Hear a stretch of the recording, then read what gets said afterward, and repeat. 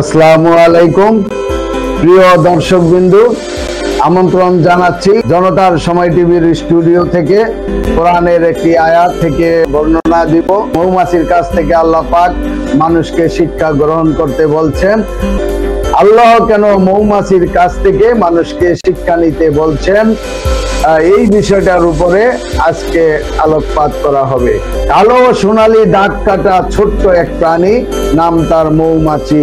এটি মহান আল্লাহ তাআলার বিস্ময়কর এক সৃষ্টি। বিস্ময়কর কেন বলছি, আসলে মৌমাছি নিয়ে বিস্মিত হবার বহু কারণ রয়েছে। তার মধ্যে দুই একটির কথা শুনুন। মৌমাছির মস্তিষ্কের আকার তিলের সমান হলো তারা মানুষের মতো একে অপরের মুখ দেখেই এই পোকার কথা মনে রাখতে পারে। সেকেন্ডে 200 বার পাখা ঝাপটায় এবং ঘন্টায় 30 থেকে 35 মাইল গতিতে ছুটে বেড়ায় এক বাগান থেকে আরেক বাগানে ফুলের মধু সংগ্রহ করতে। আর কোন বাগানে যদি কোনো মধু পেয়ে যায় তাহলে নেচে নেচে অন্য মৌমাছিদের সংকেত দেয়। কি অবাক লাগছে, তাই না? আল কোরআন যেসব কীট পতঙ্গের বর্ণনা এসেছে তার মধ্যে মৌমাছি অন্যতম। কারণ আল নাহাল বা মৌমাছি নামে আল্লাহ তাআলা পুরো একটি সূরা নাজিল করেছেন, যেই সূরায় আল্লাহ তাআলা মৌমাছির জীবন কর্ম ও বিভিন্ন দিক তুলে ধরেছেন, যাতে পৃথিবীর মানুষ কীট পতঙ্গের এই জাতি থেকে শিক্ষা লাভ করতে পারেন। আল্লাহ তাআলা বলেন, আর তোমার প্রতিপালক মৌমাছিকে প্রত্যাদেশ করেছেন, তুমি গৃহ নির্মাণ করো পাহাড়ে বৃক্ষে এবং মানুষ যে গৃহ নির্মাণ করে তাতে। এরপর প্রত্যেক ফল হতে আহার করো, তারপর তোমার প্রতিপালকের সহজ পথ অনুসরণ করো। তার পেট থেকে নির্গত হয় নানা রঙের পানীয়, যাতে মানুষের জন্য রয়েছে রোগ মুক্তি। নিশ্চয়ই এতে চিন্তাশীল সম্প্রদায়ের জন্য নিদর্শন রয়েছেন। সূরা আন-নাহাল। কিন্তু প্রশ্ন হলো, চিন্তাশীল সম্প্রদায়ের জন্য কি নিদর্শন বা শিক্ষা রয়েছে এই মধুকরের কাছ থেকে? আল্লাহ মৌমাছিকে প্রত্যাদেশের কথা বলছেন, অর্থাৎ তাদেরকে বিশেষভাবে নির্দেশ দিয়েছেন, তোমরা মৌচাক নির্মাণ করো পাহাড়ে, গাছের ঢালে এবং মানুষের ঘরের উঁচু কোণে। বাস্তবেও তারা দেখি মৌমাছিরা এইসব ছাড়া অন্য কোথাও ঘর বানায় না। দেখুন কিভাবে তারা আল্লাহর নির্দেশ মেনে চলছেন। আয়াতের আরেক অংশে বলা হয়েছে, তোমার প্রতিপালকের সহজ পথ অনুসরণ করো। কেন আল্লাহ সহজ পথের কথা বললেন? মানুষ এখান থেকে কি শিক্ষা পাবে?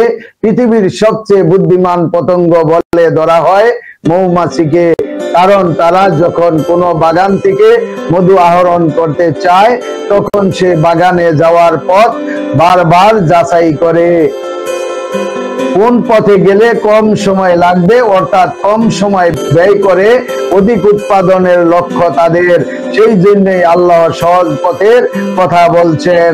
দেখুন এখানেও মৌমাছিরা কিভাবে আল্লাহর নির্দেশ অক্ষরে অক্ষরে পালন করছেন। তাই তো কবি লিখছেন, মৌমাছি মৌমাছি কোথায় যাও, নাচি নাচি দাঁড়াও না একবার ভাই। ওই ফুল ফোটে বনে, যাই মধু আহরণে, দাঁড়াবার সময় যে নাই। মৌমাছিরা এমন একটি জাতি যাদের রয়েছে মানুষের মতো উন্নত সমাজ ও রাষ্ট্র ব্যবস্থা। কিভাবে শুনুন তাহলে। মৌমাছিরা যখন চাক বাঁধে, প্রতিটি মৌচাকে 15,000 থেকে 20,000 ছোট ছোট কুটুরি ঘর থাকে। এই সব ঘর মিলে তারা গঠন করে একটি স্বতন্ত্র রাষ্ট্র। এখানে একজন রানী মৌমাছি থাকে, সে তার মৌচাকে থাকা অন্য সব মৌমাছিকে দায়িত্ব বন্টন করে দেয়। প্রথম দায়িত্ব বর্ডার গার্ড বা নিরাপত্তা প্রহরীর। এই মৌমাছিরা বাইরের শত্রুদের প্রবেশ রোধটাকে আক্রমণ করে। এভাবেই তারা তাদের স্বাধীন রাষ্ট্রের নিরাপত্তা নিশ্চিত করে। রানী মৌমাছি 3 সপ্তাহে 6,000 থেকে 12,000 ডিম পারে। কিছু মৌমাছিকে শিশুদের লালন পালনের দায়িত্ব দেওয়া হয়। এরা শুধু বাচ্চাদের দেখাশোনা কৌশলী মৌমাছি বলা হয়।